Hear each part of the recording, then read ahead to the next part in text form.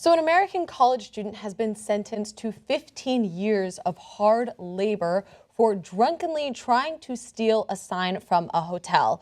Now you're seeing here a picture of Otto Warmbier, who is a student at the University of Virginia, and he was sentenced after a trial that lasted about 1 hour. Now we have some pretty bizarre video from the AP following this sentencing that I want to show you guys. Take a look.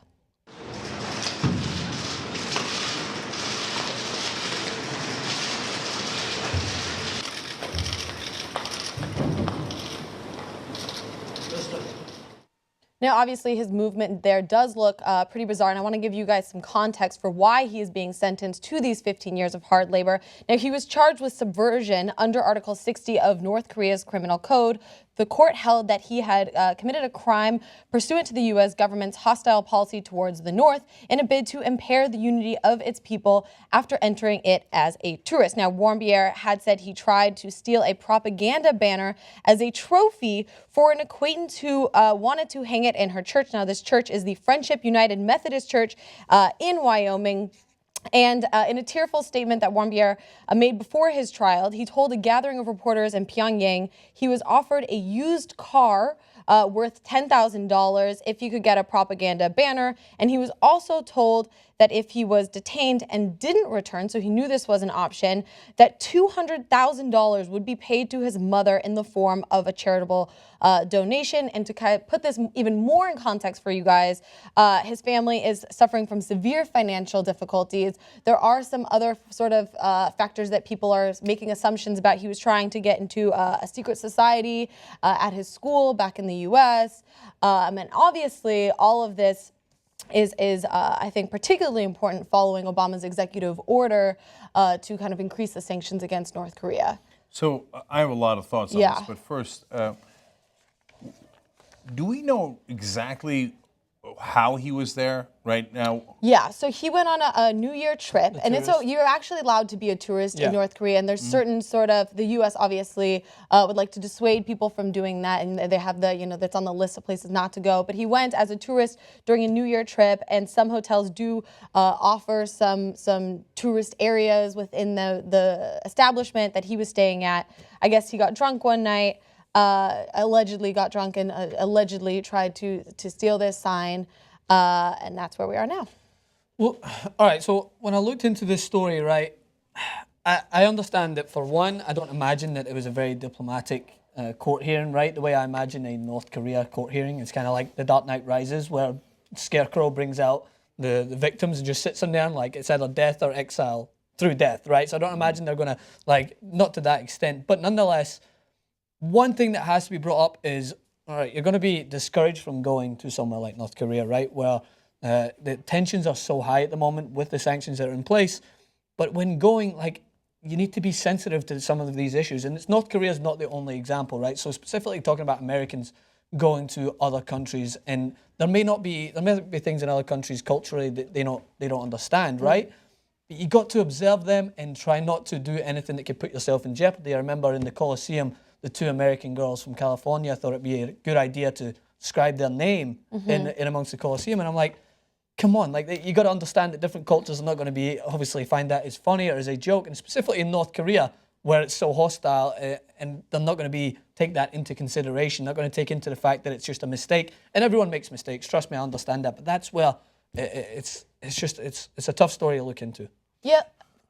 Well, I got mixed feelings on it, but go ahead. So I agree with you to an extent, and that was kind of my first takeaway from this story, is that a lot of the times you can travel to a country where maybe you disagree with their politics or the way that things are going on. But, we've had this discussion before on the show that you still need to sort of respect their laws, respect their culture, and things like that, because these sorts of situations can happen. And I looked into what hard labor would look like in North Korea.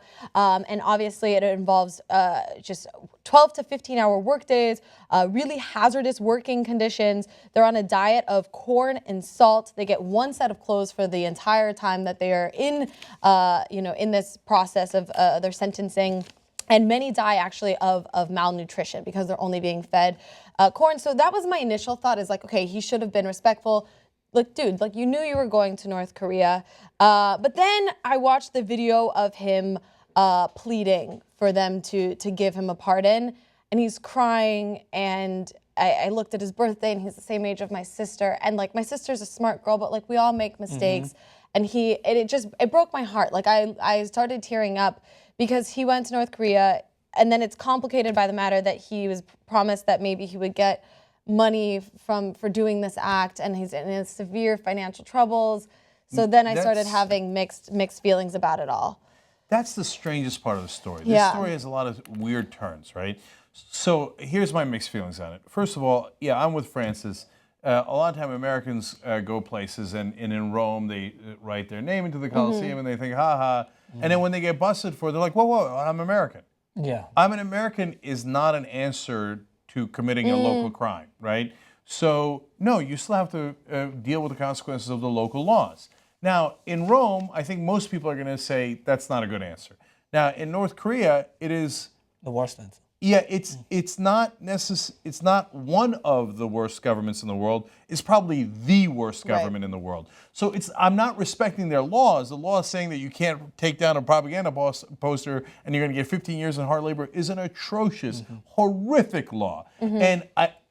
But if I'm there, I'm going to be pretty careful not to violate that law. Not because it's a just law, but because of the consequences that it can have. So at the same time, I'm with Hannah that you look at that kid wobbling around there, you're like, Jesus Christ, what did they do to him? Right? He's a 21-year-old kid, made a mistake, and he's obviously in some sort of different mental state there as they're, carrying him into court. And look, in some of these cases, we never admit it in America, but somebody gets caught in a different country, in a country that's hostile to us. Some of them are CIA. But we never say it. We get outraged. Oh my God, an American has been caught. How dare the terrible government in Iran or wherever, right? This kid's 21. He's not CIA. He didn't even graduate college, right? So his story is definitely real, except for the super weird part about your family's going to get $200,000 if you get caught. Who the hell would say that? Right. So that's the thing to really investigate, because if someone put him up to it, then you got to wonder who the hell has put him up to it. Yeah. So the bottom line is, we got to get him out. We got to bust our ass to get him out, because he is an American. North Korea is a terrible government, and look at what they're doing to him. We got to do our best to try to get him out. Now, that's probably going to cost us. Yeah. Okay?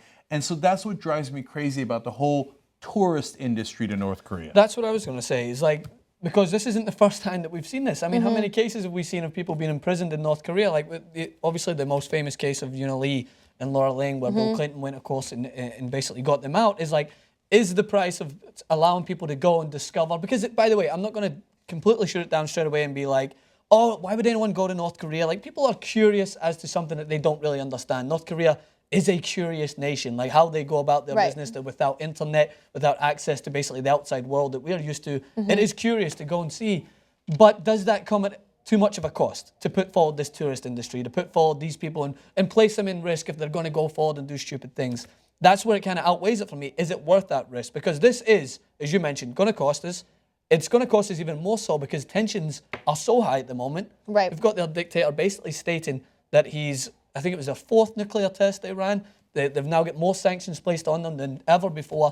Tensions are high. It's not the best time to be doing something like this, probably the worst. Yeah, I think you bring up something really important there, bringing up the Yuna and Laura Ling. So obviously Bill Clinton kind of bailed them out there. And in the past, when people have been detained in North Korea, it's taken really high-ranking U.S. officials to get them out. Also, the Swedish embassy in Pyongyang has kind of intervened. But obviously with the diplomatic relations right now between the U.S. and North Korea, we don't know if that's necessarily an option for Otto. So I want to go further than you guys on this one. Don't go to North Korea. Don't be an idiot, okay? So I get your curiosity. Go to Francis' homeland. Go to Scotland. Lovely place.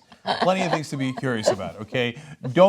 Because if you go to North Korea, one, you can do 15 years of hard labor for taking down a poster. Don't be stupid, right? Second of all, they're motivated. They're incentivized to get you, okay, if you do any slight thing wrong. Because what are we going to have to do now? Sending Bill Clinton ain't going to solve it this time.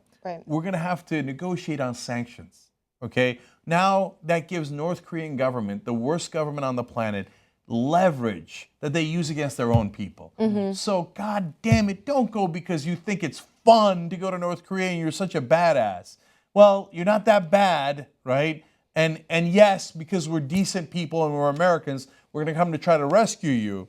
That's why don't put all of us in that terrible situation. Don't harm the North Korean people more by going and peering at them like they're in a zoo and get your kicks off of it, because it's incredibly dangerous and usually incredibly stupid, let alone disrespectful.